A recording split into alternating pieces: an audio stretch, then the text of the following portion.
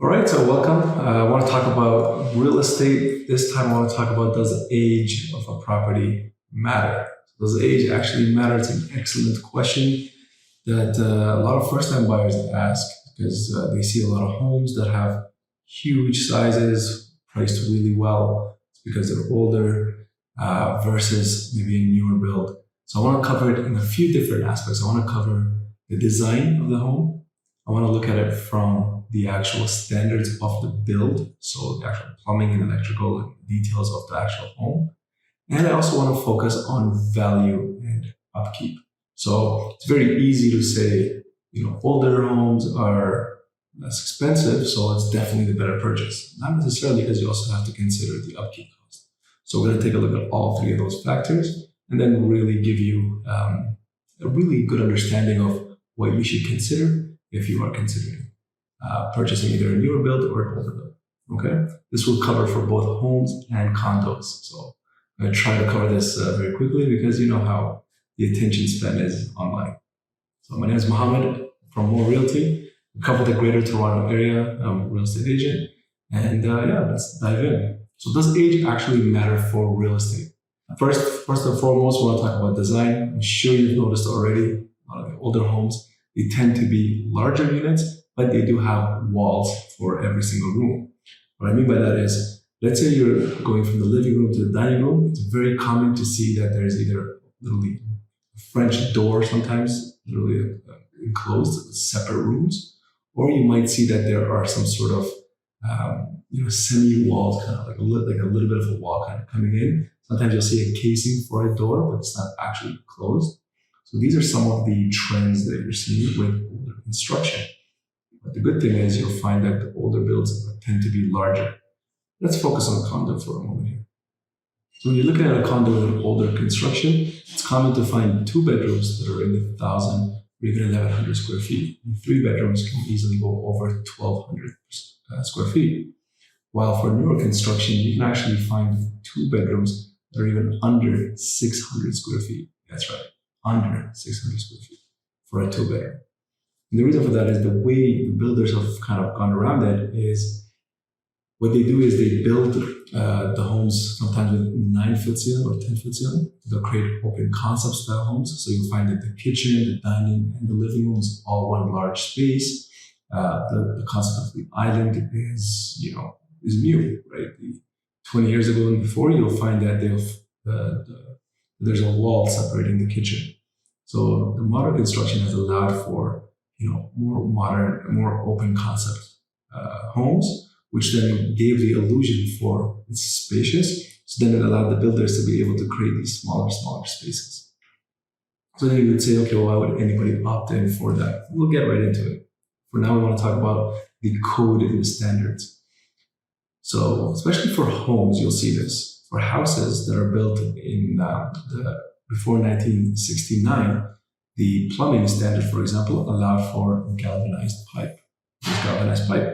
So if you currently go to any basement that's, let's say, unfinished basement where you can actually see some of the pipe work, you'll notice that the home has either PEX piping, so it's the plastic tubing pipe, or you'll see copper piping. So even a lot of condos and houses, they had the copper piping.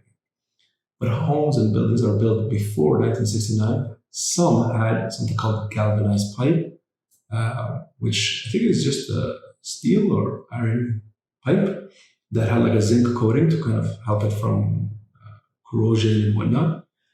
Really has 2 major issues with galvanized pipe. Number one is it tends to leak, so it can corrode and have some pinhole openings and start to leak.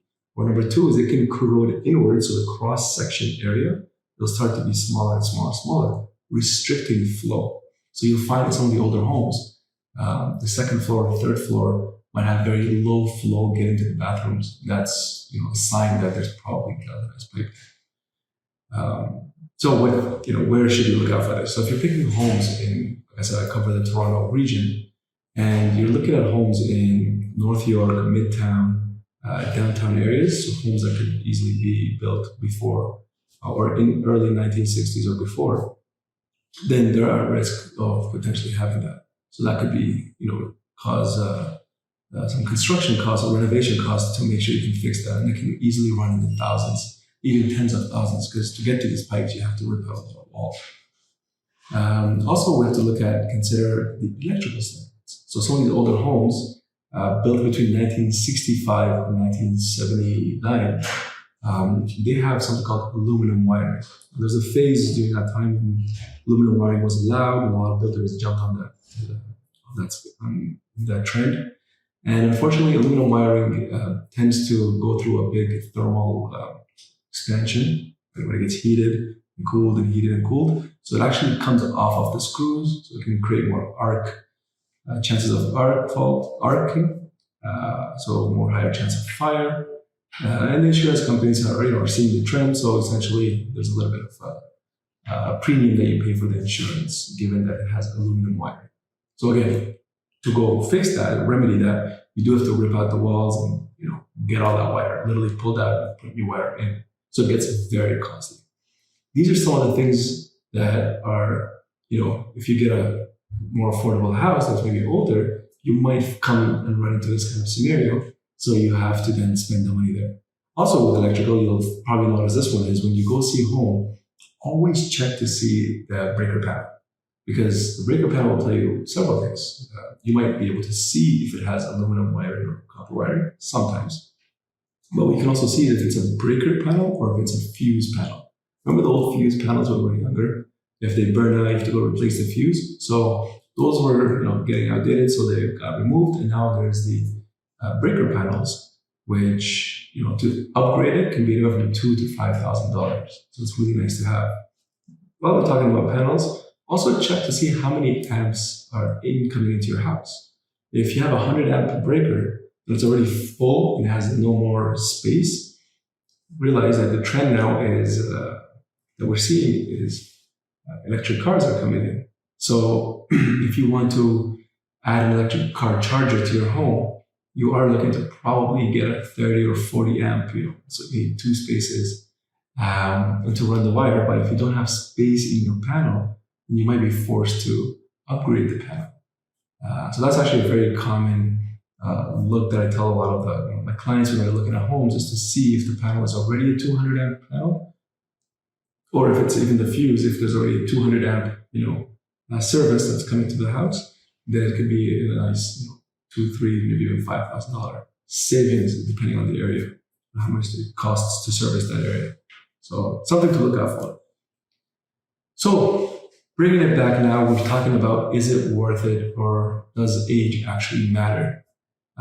Really comes down to the value proposition. If you go with an older property, you get a lot more space. But what are some things you have to consider as well? There's the upfront, the upkeep cost, the maintenance cost, the maintenance fees, and the maintenance yourself as a unit or owner, how much it costs to actually service the actual unit. Let's take a look at that. So the actual value proposition here. So if you're going for an older condo, typically what we see is condo fees are really a percentage of the square footage. So with a newer condo that's only, let's say, 600 or 700 square feet, if the condo fees are, let's say, 70 cents per square foot, and the unit is 700 square feet, then your condo fees are $490. But if you have an older condo and it's 1,000 square feet, and even if it has the same cost per square foot, typically it has more, but let's just say it has the same 70 cents per square foot, then your condo fees are at $700.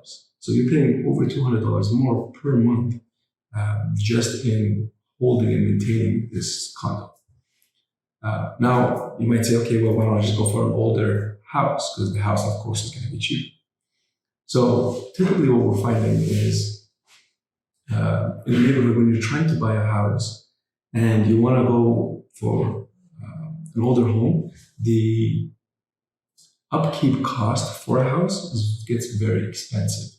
Typically, we like to tell people to hold 1 to 1.5% of the house value just for maintenance. For condo, you can go, even for older condos, you can go lower at 0.3 to 0.5% of a condo cost. So I'm going to try to put some numbers up here for you, but the house is worth $1 million and you have to put 1% or 1.5%, you're looking at $10,000 to $15,000 per year needs to go as a fund to just maintain this house. Remember, if it's an older home. If it's a newer home, it could be substantially less. You can even go as 50% of those numbers. For a condo, you like to keep 0.3% to 0.5%. So if the condo is worth, let's say, $600,000, and you're going to go 0.5%. So you need about $3,000 of just upkeep for the condo. Now, when I mean by upkeep cost, I don't mean every year you have to spend it. What it is it's like a fund almost. So some years you're going to have more work that needs to be done around the house. So you might have to do some more landscape work, change the roofs, reseal your windows, so on and so forth. So there might be a little bit more higher expenditure one year, and then a lot less maybe the next year. And then might go back up the year after. So that kind of pricing does fluctuate. And also just general upkeep. A lot of people don't service things like the hot water tank, don't service things like the furnace. So instead of changing your hot water tank every 15 years or 20 years, now you're forced to change it every 7 or 10 years because you're not maintaining it. So it's really important to consider doing these service calls, to do the cleaning once in a while. I know the phone calls are horrendous, they're annoying, but maintaining your home will help bring your overall cost lower because you don't have to replace units and potentially extend the service life for the mechanical units, for example, or other things like your windows, for example. If you seal them with new caulking and silicone all around them, it can help extend the value, extend the life of your home. So what is, and this is probably what everybody's waiting for, what is the right home for you? Does it make sense to just go with an older build? It's maybe lower price point to enter to get them and focus on that? Or does it make sense to just go with a new build, less headache? Yes, it's a smaller unit, but paying for the convenience of not having to deal with that stuff. Ultimately, I would say the age is an important factor, but I wouldn't call it the first deciding factor. I might put it at the fourth or fifth. I would focus more so on location. I would focus more so on the layout that is functional for you. So I'll give you an example. So the location is a little bit obvious. Some areas will just have a lot. If you're trying to get into a very specific neighborhood, but all you can afford is an older unit, then just pick a building that has a really good management, that has has been kept up very well, and the unit itself, do the inspection when you're putting the offers in, and really make sure that the unit is in good shape. So this way you can get into the certain location you want, but at least you're able to get into, maybe it's an older unit, but at least you know that it's decently maintained. Also budget, where you make sure that you have a little bit of a buffer when you're buying this, so you can consider repairing any surprises that come along. In terms of the layout and functionality, I said this is very important because don't go into an older home with the expectation that you just tear down every single wall. It is very expensive taking down these walls, and some of them can be load bearing, and it gets very challenging. So don't set that as an expectation. And for condos especially, you're actually not supposed to be opening up condo walls. Those are fire rated walls from my understanding. And you can't just say, okay, I'm going to take this condo and I'm just going to do a little nook. Manager's not going to know, it's okay. We know it's not load bearing. Yeah, those walls might not be load bearing, but they are, they could be fire rated walls and stuff. So it could void warranties and not warranties, but insurance actually. So it's very, very critical not to go in to hold a unit with the expectation that you can just open up walls. And finally, what would finally be? If we focused on the location, we focused on the pricing. I would say the third one would probably be your budget. And I don't mean just purchase budget, that's kind of easy. I think people focus on that, but maintenance budget. So maintenance fees, take that into consideration. Review for the condos, always look at the status certificates. Any condo, new or old, they will tell you so much about the financial health. Tells you if there's any kind of lawsuits, any liens, anything like that. So status certificates are very, very important. For the home, if you don't have at least $10,000 to $15,000 after everything is closed, you should not consider buying a older home by any means, because you want to make sure that if there is any leakage in the roof, if there is any problems with the windows, that you can address it Some things can be caught with the inspection reports, but you can't just rely on that. That is too dangerous. So with that said, really, does age matter? Yes, absolutely, but it shouldn't be your ultimate deciding factor. Do make sure you do your due diligence. Make sure the person you're working with understands what your expectations are. What are you looking for? The one thing I tell folks is, if you're looking for open concept, 9-foot ceiling, pallets, all the bells and whistles, big windows, but you want 1,500 square feet condos or 1,200 square foot condos, those are very expensive to find, and they can easily get into the $1 million+ range. So really, you have to ask yourself, what do you want? If you don't mind 8-foot ceilings, you don't mind smaller windows, then you can consider the older unit if you're really looking for space. It really does depend from person to person, family to family. So you really have to kind of sit down with your agent and see what is it that are your absolute needs versus your just nice to haves. And then you can start to really understand where you want to go. Do you want to look at newer construction or older? Hope that helped, and thank you for watching. I appreciate it. Please comment below. What would you think is something I missed, something I want to talk about for the next video? And like always, please like, share, and subscribe. And thank you. Cheers.